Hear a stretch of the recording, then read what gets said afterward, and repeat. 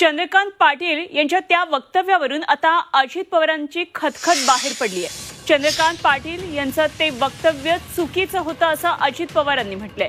शरद पवारांचा पराभव करायचा आहे असं वक्तव्य बारामतीमध्ये चंद्रकांत पाटील यांनी केलेलं होतं आणि चंद्रकांत पाटील यांच्या या वक्तव्यावर आता अजित पवार यांनी आपली नाराजी व्यक्त केली आहे।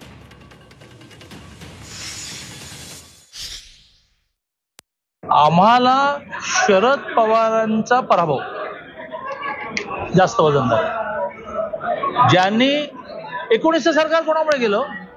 तुम्ही आज हे फूड बीट घरात फूड वगैरे म्हणता, पण लोकांनी डायरेक्ट वोटिंग करून निवडून दिले ना 161 जण।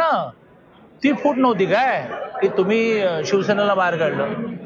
महाराष्ट्रात बीजेपीचं नुकसान नाही झालं, सर्वसामान्य माणसाचं नुकसान झालं। काढा ना इतिहास, 33 महिने काय महाराष्ट्राचा विकास झाला? हे महाराष्ट्राचं नुकसान कोणी केलं? पवार साहेब। अमृत नोनी गॅस्ट्रिन, अपचन, ऍसिडिटी, गॅस्ट्रबल ह्यापैकी तुम्हाला कुठलाही गॅस्ट्रिक प्रॉब्लेम झाला, उपाय एकच, अमृत नोनी गॅस्ट्रिन। मला पवार शरद यांचा पराभव मला आणि माझ्या कार्यकर्त्याला बस इतना काफी आहे। ते जे काही विधान केलेलं होतं त्या विधानात काही अर्थ नव्हता, काही सत्य नव्हतं।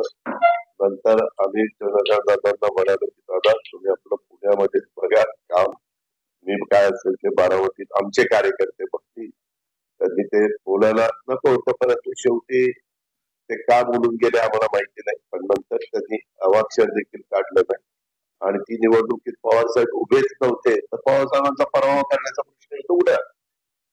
साहेब उभे असतील तर ना, उभे कोण होते? सुनेत्रा पवार, सुप्रिया सुळे। त्याच्यावर पराभव या दोघींच्या पैकी एकाचा होणार आहे ना। बोलले ते चूक आहे, मजा करतो ना। त्यांनी असं बोलायला नको होतं। जी व्यक्ती उभीच नाही त्यांना तुम्ही पराभूत करायचं म्हणता, हे बरोबर नव्हतं। याच्यामध्ये एखादं मत मांडल्यानंतर ती स्पष्ट का म्हणावं की जे कदाचित त्यावेळी अनावधानाने झालेलं असेल किंवा काय काय गोष्टी घडल्या असतील त्याच्यावर अजितदादांनी क्लॅरिफिकेशन दिलेलं आहे। आणि अजितदादांनी जे नाही जे काय असेल नाराजी व्यक्त केली असेल, आपण त्याला म्हणूया की पुढच्या टप्प्यांमध्ये काही सूचना केल्या असतील, डायरेक्टली इनडायरेक्टली विनंती केली असेल किंवा त्यांचं मत मांडलं असेल किंवा त्यांची भूमिका मांडली असेल, तर त्या बाबतीमध्ये त्यांनी जी भूमिका मांडलेली आहे ती त्या मतदारसंघामध्ये होते, बारामतीच्या प्रचारामध्ये होते। माझ्यापेक्षा ते जास्त जाणू शकतात।